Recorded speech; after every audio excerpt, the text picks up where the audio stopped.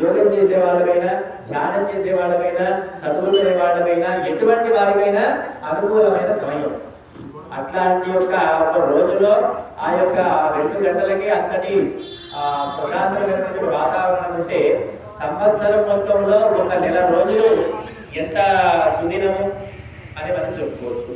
కాబట్టి అలాంటి ఒక మంచి సమయము ఈ మార్గశిర సమయము.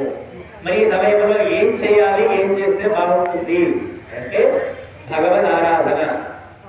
ఎందుకు ఈ సమయంలోనే చేయాలంటే ఆ సమయంలో మన మనసు ప్రశాంతంగా ఉంటుంది.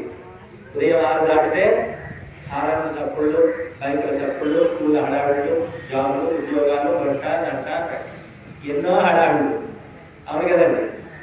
6 లోపు అవన్నీ ఉంటాయా? ఉండవు. అందుకే ప్రశాంతమైన సమయము. మరి ఆ సమయాన్ని మనము దేనికి ఉపయోగించుకోవాలి అని అంటే మన శరీరము, మన మనస్సు, మన బుద్ధి, మన ఆత్మ వీటి బాగు కోసమే సమయాన్ని ఉపయోగించుకోవాలి. ఇతరమైనవన్నీ కూడా కాలం దాటితే ఉంటుంది, కానీ ఈ మంచి సమయాన్ని మాత్రము మనము దానికోసమే ఉపయోగించుకోవాల్సి ఉంటుంది. అందుకనే అది భగవంతునికి ఎలా చేరాలి, అసలు భగవంతుడు అంటే ఎవరు, ఆయన ఏం చేస్తాడు, ఎక్కడున్నాడు, ఆయన ఎలా చేరుకోవాలి, ఇవన్నీ కూడా మనకు వేద శాస్త్రాలు చెప్పాయి.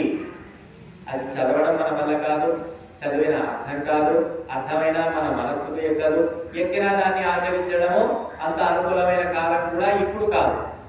కాబట్టి ఆ వేదాల సారం మొత్తాన్ని కూడా ఈ గోదాదేవి అనేటటువంటి ఒక మహానుభావురాలు ఒక 30 పాటల్లో పాడి మనకు అందించేసింది వేదం మొత్తాన్ని కూడా.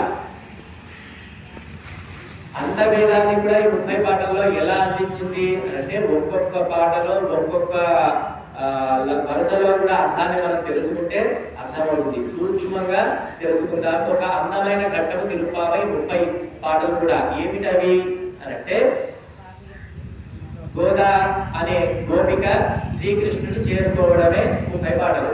ఎలా చేరుకుంది అంటే తనే కాకుండా తనతో పాటు కొంతమందిని సుమారు 5 లక్షల మంది చేత యొక్క తిరుపావి ధర్మాస వ్రతాన్ని చేయించిందట గోదమ్మ.